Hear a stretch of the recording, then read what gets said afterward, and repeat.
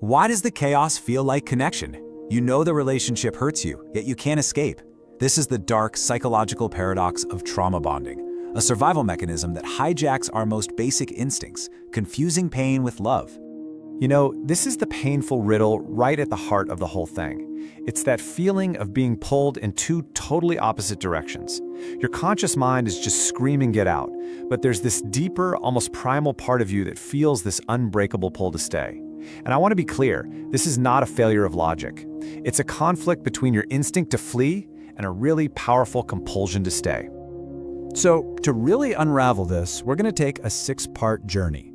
We'll start with that painful paradox itself. Then, we'll define the bond in clinical terms. From there, we'll dive right into the core of it all, the chemical addiction that literally hijacks your brain. We'll look at the conflicting motives at play, how you can break the cycle, and finally, how to choose a future of consistent peace. All right, so let's start with part 1, the painful paradox.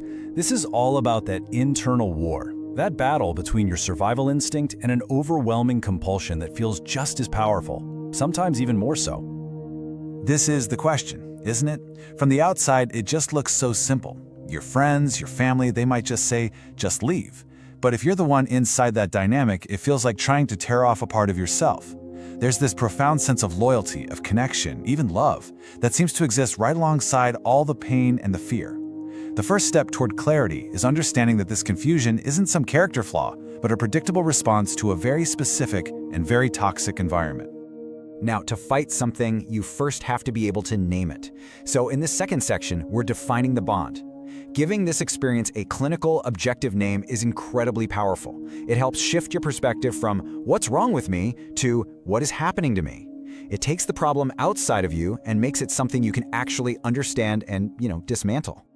And here is that name, trauma bonding. Now let's just unpack that language a little bit. It's a maladaptive attachment. That's a fancy way of saying it's a connection that is actively harmful to your well-being. And notice the cause. It's not love. It's a recurring cycle of abuse followed by positive reinforcement. This isn't random, it's a pattern. One person creates a wound and then they also provide the temporary relief from that very same wound, creating this incredibly powerful dependent connection. So what are the ingredients needed for a trauma bond to actually form? Well, there are 3 key things. First, you need a severe power imbalance. Then, and this is absolutely crucial, you have the strategic use of intermittent reinforcement.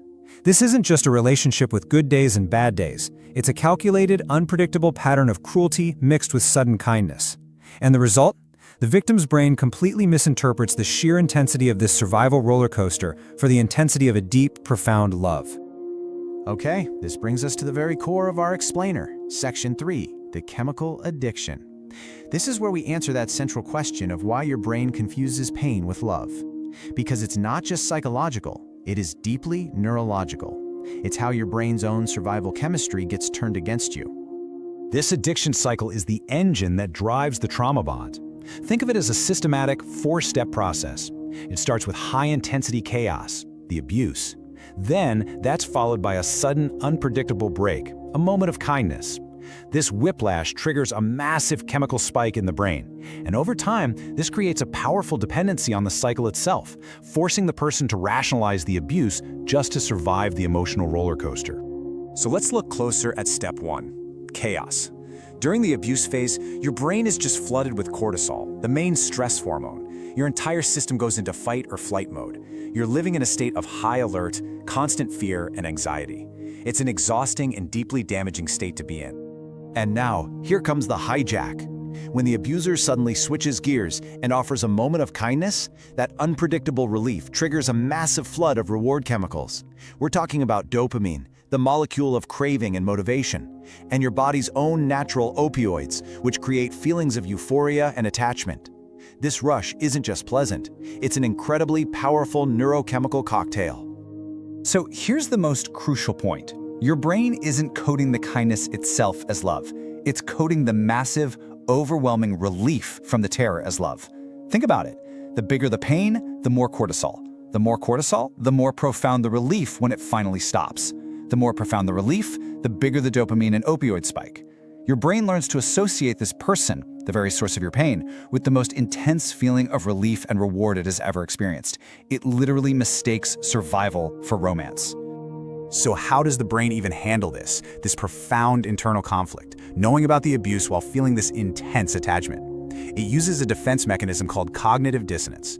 It's the mental gymnastics you have to do to make sense of an impossible situation. You start to minimize the bad times. It wasn't that bad. And you maximize the good times, clinging to those moments of kindness as proof of the real person underneath. It's a way to reduce the psychological pain of knowing you're attached to the source of your pain. Okay, so we understand the chemical how behind this addiction, but what are the psychological motives driving this whole destructive dynamic? In Section 4, we're going to explore the two conflicting motives that really expose the power imbalance at the very heart of the bond. The two people in this dynamic are driven by completely different and totally conflicting goals. On one side, the abuser is looking for ultimate control and a secure supply. They need the victim captive to serve their needs. But on the other side, the target is driven by a deep need for wound resolution and anxiety reduction.